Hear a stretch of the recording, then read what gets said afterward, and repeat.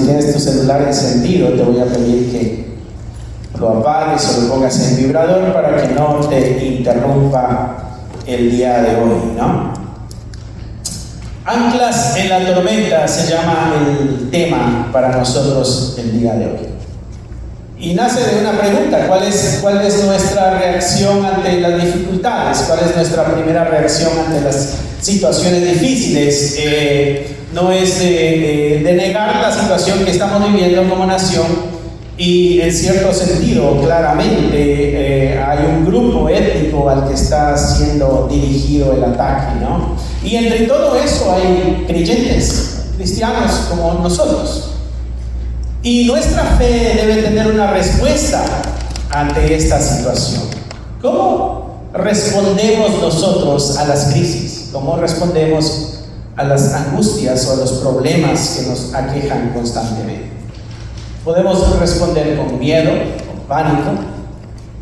Esa es una respuesta. Podemos responder nosotros con aislamiento también. Esa es otra respuesta con la que podemos nosotros dar. Podemos quejarnos. Esa es otra respuesta. Y hay muchas respuestas, pero ¿qué nos enseña la palabra de Dios como iglesia ante las crisis? ¿Qué hicieron aquellos hombres y mujeres del Señor en aquel tiempo cuando pasaron situaciones difíciles en su vida, cuando estaban siendo amenazados? Y vamos a ir al versículo 23 del capítulo 4 del libro de Hechos. Esta historia tú ya la conoces. Tú recordarás de que han sido estos discípulos encerrados, han sido encarcelados, han sido azotados. Y en este episodio de la historia que vamos a leer el día de hoy, ellos salieron de la prisión con una libertad condicional, diríamos. ¿Y en qué sentido una libertad condicional? Bueno, los vamos a liberar, pero no tienen que estar hablando en el nombre de este Jesús de Nazaret. Si lo vuelven a hacer, entonces se va a poner más difícil el asunto. Entonces tiene una especie de libertad condicional. Estos dos que salieron de la prisión, es Pedro y es Juan.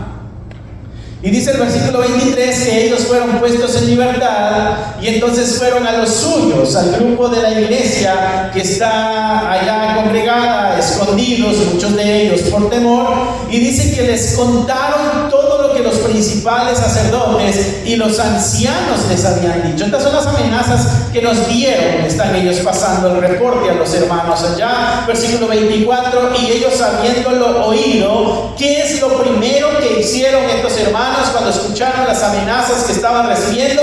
Dice que alzaron unánimes la voz a Dios y dijeron: soberano Señor, tú eres el Dios que hiciste el cielo y la tierra, el mar y todo lo que en ellos hay.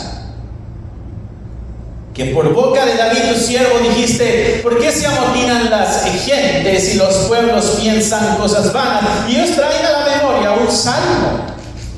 Y esto es lo que el Salmo está diciendo. ¿Por qué se amotinan las gentes y los pueblos piensan cosas vanas? Se reunieron los reyes de la tierra y los principales se juntaron en uno contra el Señor y contra su Cristo. Porque verdaderamente se reunieron en esta ciudad contra tu santo Hijo Jesús, a quien ungiste. Herodes y Poncio Pilato con los gentiles y con el pueblo de Israel, para hacer cuanto tu mano y tu consejo habían antes determinado que sucediera. ¿Cómo responde la fe de estos hermanos en una situación de angustia, de persecución y de peligro? Lo primero que podemos ver es de que la fe comienza a cambiar de enfoque. La fe deja de ver el problema, deja de ver la crisis y comienza a ver la soberanía de Dios. Lo que este grupo de hermanos allá, en medio de la persecución, cuando se enteran de que la persecución se va a poner más candente a consecuencia de que estos van a seguir predicando el Evangelio, ellos levantan una oración al cielo y lo que dicen es: soberano Señor, tú eres el Dios de los cielos y de la tierra.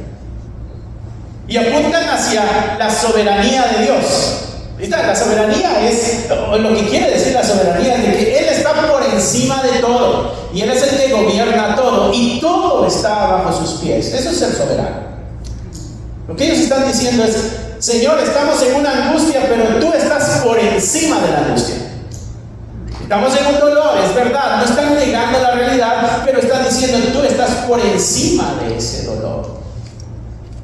Lo primero que apunta la oración de estos hermanos es a la soberanía de Dios. En el versículo 26, ellos dicen: se reunieron los reyes de la tierra y los príncipes se juntaron en uno contra el Señor y contra su Cristo. Y esto es bien interesante porque lo que estos hombres hacen, mujeres, están ahí, el grupo, conectan la situación que están viviendo con el plan de Dios. Ellos traen a la memoria un salmo que había escrito David, donde anunciaba cómo los gobernantes y los poderosos iban a ir tras el Cristo y tras los que siguieran a Cristo. Y traen a la memoria ese verso a la situación que ellos están viviendo en el presente. Y ellos llegan a una conclusión de que entre la soberanía de Dios, las cosas que suceden son parte de un plan perfecto de Dios. La fe de estos hombres responde en medio de la crisis, entendiendo que las crisis también son parte del diseño de Dios, parte del plan de Dios. Ahí es donde tenemos nosotros que reflexionar en medio de nuestras situaciones y cómo nuestra fe puede responder de una forma similar. Lo que está sucediendo en aquel entonces y lo que está sucediendo en nuestros días, mis hermanos, no es un accidente, no es algo fuera del control de Dios, es parte de la gran historia que Dios está contando. Y entre esa gran historia te encuentras tú y me encuentro yo. Y apunta primero a la soberanía de Dios. Y en el versículo 28 dice: para hacer cuanto tu mano y tu consejo habían antes determinado que sucediera. Ellos en su contexto están entendiendo que la crucifixión de Jesucristo era parte del plan de Dios, era parte del diseño de Dios y era parte de lo que Dios había predestinado que sucediera. ¿Cómo eso nos puede ayudar a nosotros en nuestras tribulaciones y en nuestras angustias, mis hermanos? Lo primero que tenemos que hacer es levantar la mirada hacia arriba. Ellos quitaron la mirada de lo exterior, del ataque. Ellos quitaron la mirada de lo interior, del miedo. Y ellos pusieron la mirada en lo alto, donde está el Dios soberano. Un cambio de perspectiva. Ver hacia la eternidad, a la gloria y al poderío de Dios. Y ellos recuerdan que este Dios es el Dios de los cielos y de la tierra. Eso es un Dios todopoderoso. Y ellos recuerdan de que lo que sucedió fue algo que Dios, en su misericordia y en su sabiduría, esa palabra en el versículo 28, cuando dice: para hacer cuanto tu mano y tu consejo. Este consejo es como nosotros tenemos concejales, ¿no?, en las ciudades. Es un grupo de personas que llegan a tomar decisiones. Lo que aquí está diciendo Lucas, que es el escritor de Hechos, es de que esto que sucedió con Jesucristo no fue un accidente, sino fue algo que se había decidido de antemano y ahora se estaba cumpliendo el tiempo. La conexión de los eventos presentes con el plan de Dios aumenta la fortaleza de la fe del creyente. El poder ver, mis hermanos, a Dios obrando aún en medio de las tribulaciones y de las angustias y cumpliendo sus planes perfectos, aumenta la fortaleza de la fe de todos aquellos creyentes. Así que, mis hermanos, cuando enfrentemos nosotros problemas, antes de hacer una enorme lista de quejas y de necesidades, pudiera ser que dediquemos mejor un tiempo a la oración y a la glorificación del Dios Todopoderoso, que está en control de todas las situaciones. No negamos la realidad del miedo, de la angustia, todo eso, pero tenemos a un Dios que está por encima de todo eso. Eso es lo que ellos están viendo, un Dios que está por encima de todo. Y entonces puede cambiar la pregunta en nuestro corazón y decir: Señor, ¿qué es lo que estás haciendo en esto que se está moviendo? ¿Cuál es nuestro papel en medio de esta situación? ¿Y cuál es el plan que tú tienes para nuestras vidas en medio de esta situación? ¿Recuerdas cuando Dios le dijo a los hombres allá, cuando están levantando la torre de Babel?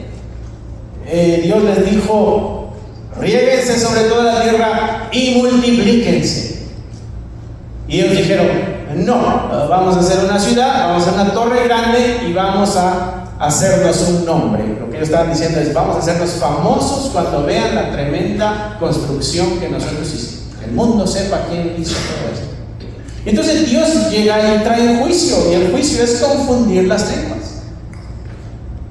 Y ya no se entendieron y no les quedó otra más que dispersarse en toda la tierra. Se cumplió la voluntad de Dios, pero no fue en obediencia, sino a través de un juicio.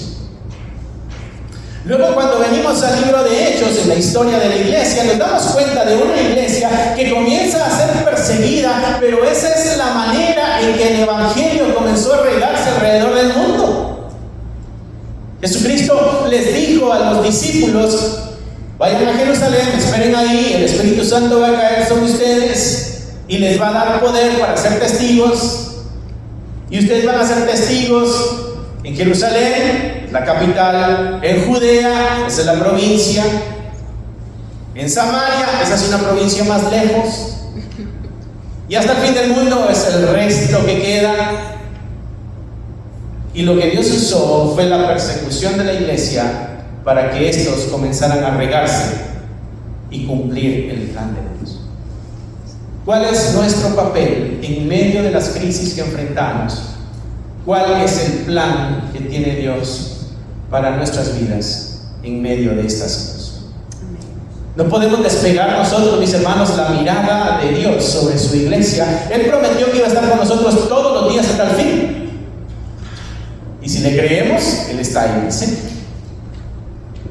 Así que pase lo que pase, estemos donde estemos, vayamos donde vayamos, la promesa es la misma: estaré con ustedes todos los días hasta el fin.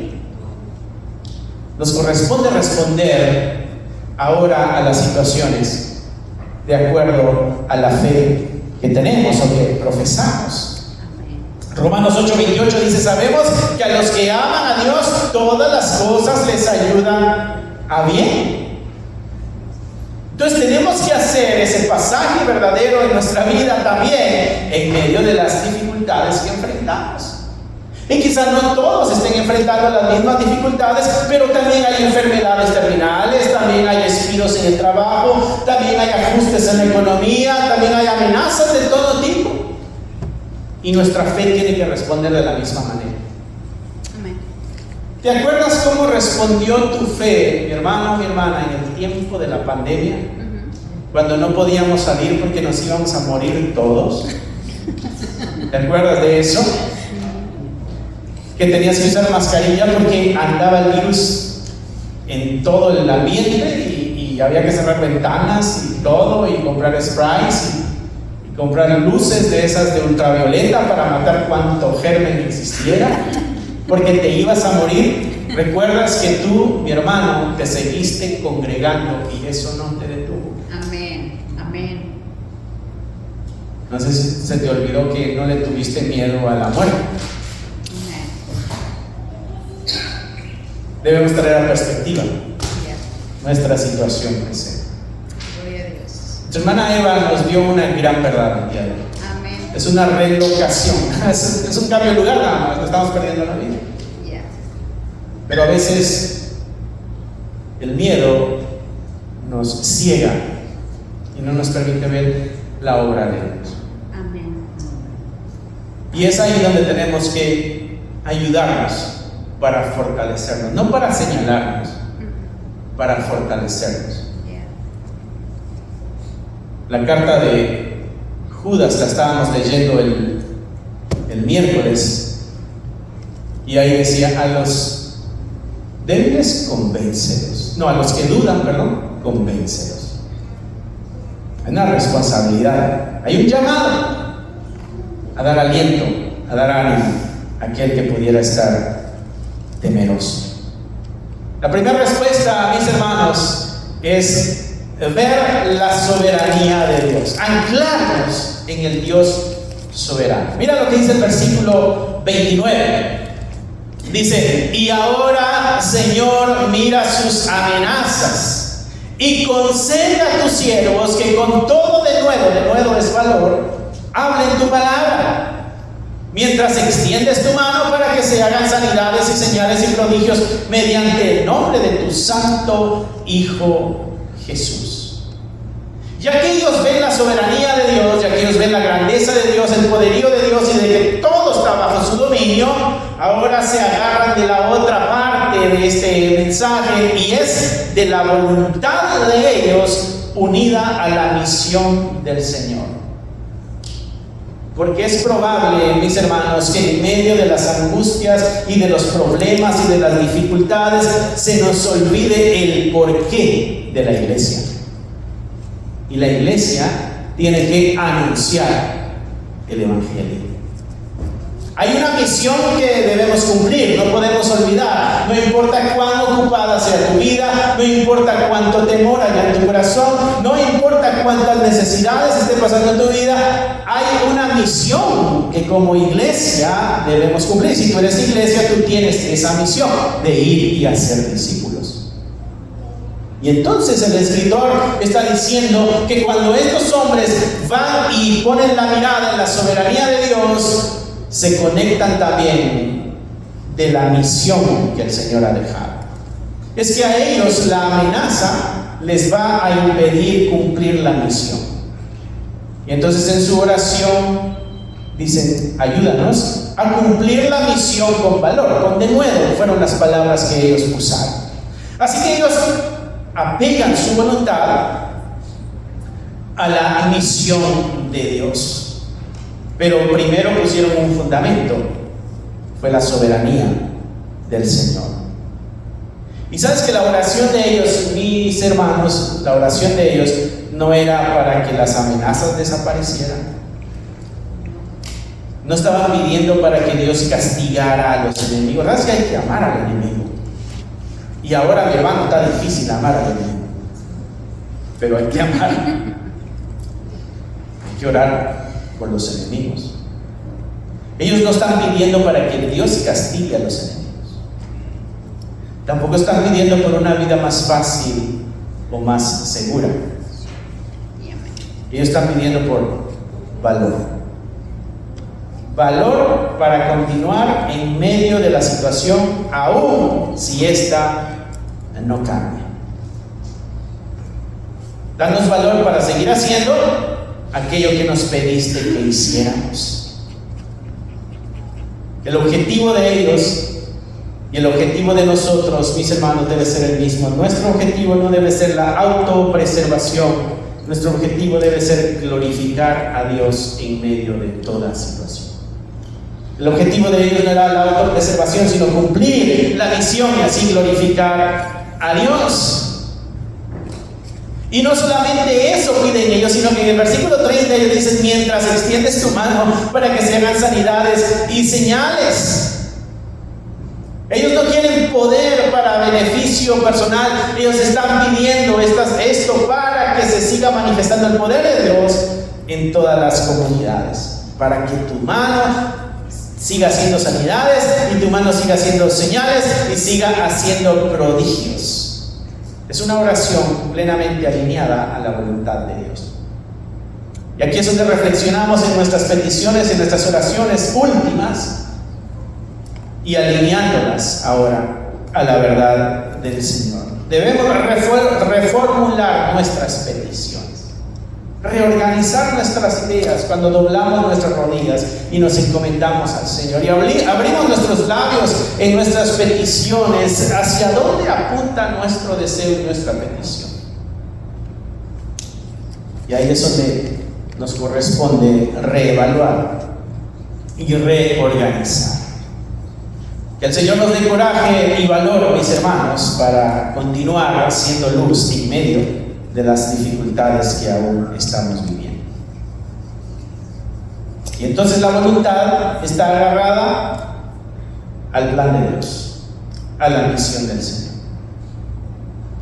Y el corazón está puesto en la soberanía de Dios. Versículo 31. Dice, y cuando hubieron orado, esas son las respuestas que uno quisiera de Dios, instantáneas, ¿no? Porque ellos están orando y terminaron de orar y aparece la respuesta de Dios. Esas son las que nos gustan. Dice que cuando hubieron orado, el lugar en que estaban congregados tembló y todos fueron llenos del Espíritu Santo y hablaban con denuedo, o sea, con valor, la palabra de Dios. Y entonces ellos, mis hermanos, la respuesta de Dios se une al deseo de ellos. Ellos dicen, danos el valor para seguir pregonando tu evangelio. El Espíritu Santo los llena y les da el valor para que sigan pregonando el evangelio. La respuesta puntual a la oración que ellos están teniendo. ¿Qué pasó con el miedo? ¿Qué pasó con las aflicciones? La situación no cambió, la persecución continuó y se empeoró. Pero ¿qué pasó en el corazón de estos hermanos? ¿Qué sucedió en ese momento? ¿Cuál fue la diferencia entre el antes de la oración y el después de la oración? Es el Espíritu de Dios. Es el Espíritu Santo el que en medio de un corazón débil y asustado es capaz de caminar siendo luz en medio de las dificultades.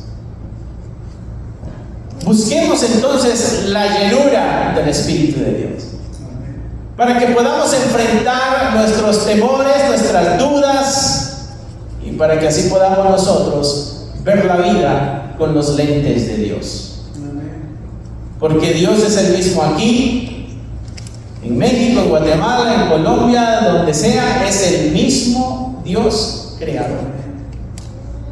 Es el mismo Señor que salva, que suple, que sana, que protege, que guarda. Es el mismo Dios. No hay dioses locales, no hay un Dios para un área, no, es el mismo Dios, el Dios del universo.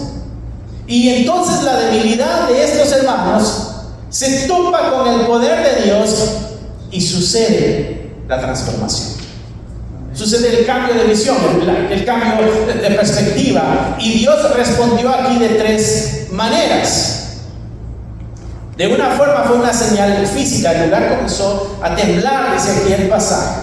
El poder soberano de Dios movió la tierra. Como que hubo un temblor, se sacudieron ellos ahí. Se hizo sentir Dios físicamente. La otra forma en que Dios respondió ahí fue llenándolos con el Espíritu Santo de Dios. Y esta es la respuesta directa a la petición de ellos, porque ellos están pidiendo valor.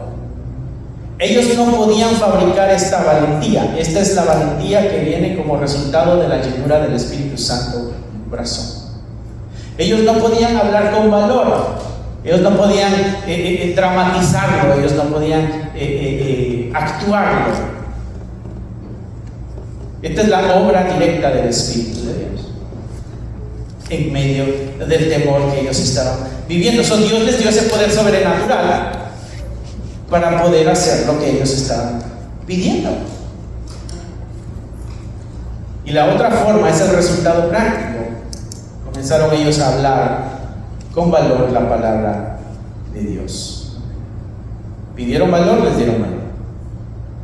y la misión continuó. La valentía, mis hermanos, el valor que pudiéramos estarle pidiendo a Dios, las capacidades que pudiéramos estarle pidiendo a Dios, esas cosas necesarias para que nuestra fe se mantenga firme y pueda mantenerse a pesar de las situaciones, son el resultado de la llenura del Espíritu Santo en las personas. El valor y la capacidad fue el resultado de que el Espíritu Santo llenaba ese corazón. Quiere decir que para que el miedo se vaya, tiene que ocuparlo algo mucho más grande, que es el Espíritu de Dios. Para que la angustia, para que el pánico, lo que sea, se vaya, tiene que llenarse ese espacio con el Espíritu de Dios. Y entonces podemos encontrar nosotros una especie de mapa o brújula que nos puede dirigir a cuáles serán esos pasos que nosotros debemos seguir en medio de nuestras aflicciones, aquellas que estemos viviendo el día de hoy, en medio del miedo que estemos viviendo el día de hoy. La respuesta es un corazón lleno del Espíritu de Dios. La respuesta es un corazón lleno del Espíritu de Dios. Así que oremos, mis hermanos, para que el Espíritu Santo llene nuestros corazones. Reconozcamos nuestra debilidad, pero confiemos en que el Señor tiene el poder para eso. Y actuemos creyendo. ¿Cómo se dieron cuenta ellos que tenían valor para predicar el Evangelio? Cuando decidieron hacerlo. ¿En qué momento se dieron cuenta ellos de que el amor ya no les ganaba? De que el temor, ya no les ganaba. Cuando decidieron hacer lo que tenían que hacer. ¿Cómo tú y yo sabremos cuando eso se ha ido? No simplemente vas a sentir algo en tu corazón, es cuando comiences a dar pasos en obediencia. ¿Cómo sabremos cuando nuestro corazón está lleno del Espíritu Santo? Cuando demos esos pasos de obediencia. Y entonces nosotros podremos experimentar también la presencia de un Dios soberano en nuestra mente y en nuestro corazón, venciendo de esa manera los temores que pudieran estar afligiendo nuestra vida y deteniéndonos en nuestro diario vivir. Así que anclemos nuestra mente, mis hermanos, en la soberanía de Dios, porque Él está por encima de cualquier situación que se dé. Anclemos también nuestra voluntad a la misión de Dios, porque hay un porqué que existimos como iglesia. Hay una labor que debemos cumplir. Anclémonos también y anclemos nuestra debilidad en el poder de Dios, porque es ahí donde nosotros tendremos las capacidades para alcanzar las metas que Dios tiene para nuestra vida. Porque tú sabes que Dios tiene un propósito para tu vida. Tú sabes que Dios tiene metas para tu vida. Dios no te salvó, mi hermano, para que vinieras a una iglesia y escucharas a un predicador y cantaras algunas alabanzas y ya esa es tu vida cristiana. No, tu vida cristiana va más allá de eso. Tu vida cristiana va más allá de un domingo o de un miércoles de estudio. Tu vida cristiana va más allá de esos días. Y a veces nos detenemos por las ocupaciones o nos detenemos por el miedo. Y lo que estos hermanos acá en el libro de Hechos nos dan testimonio con lo que Lucas nos cuenta es de que si tenemos la mirada en la soberanía de Dios y si tenemos anclada nuestra voluntad al plan de Dios y si tenemos anclada nuestra debilidad al poder de Dios, las cosas van a ser diferentes. Podremos caminar en medio del valle de sombra de muerte y no temer mal alguno, que su vara y su callado nos pueden dar aliento. Así que cualquiera que sea la tormenta, hermano, que enfrentes el día de hoy, deja de mirar las olas, como Pedro. ¿Recuerdas cuando Pedro caminó sobre el agua, que vio las olas, cómo golpeaban con las rocas y el viento? Se asustó y se hundió. Pero cuando puso la mirada en Cristo, él andaba bien. Si esa es nuestra situación el día de hoy, dejemos de ver el problema y comencemos a ver la soberanía de Dios. Y podremos también caminar nosotros por encima de los problemas y de las dificultades que nos aquejan día a día. Levantemos la mirada hacia el Señor y pongamos nuestro corazón confiado en su poder y en su misericordia. Y dependamos de esa forma, mis hermanos, del Espíritu Santo. Porque Él está en cada uno de nosotros. Pablo dice que tú, mi hermano, eres templo del Espíritu de Dios. Y si Él está en ti, también puedes llenar tu corazón. Así que acerquémonos confiadamente al trono de gracia, dice Hebreos, donde encontramos nuestro oportuno socorro. Cierra ahí tus ojos. ¿Te gustaría obtener alguno de estos devocionales, libros de estudio o libros para colorear? Encontrarás un enlace en la descripción del video que te llevará a la página de Amazon para adquirirlos. Si aún no te has inscrito en el canal, te animo a que lo hagas para no perderte ninguno de los videos que estamos subiendo. Gracias por esperar hasta aquí. Que nuestro Señor te bendiga y nos vemos pronto.